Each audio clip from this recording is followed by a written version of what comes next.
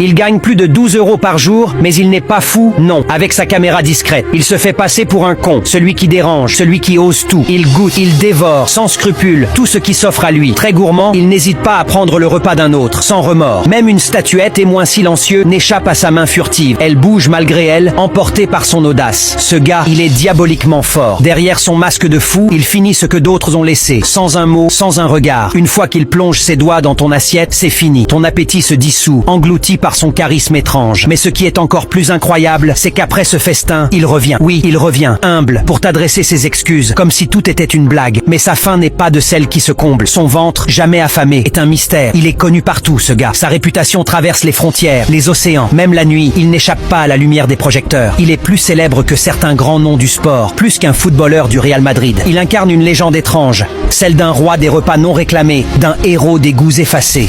Et si la folie existe, elle prend son visage.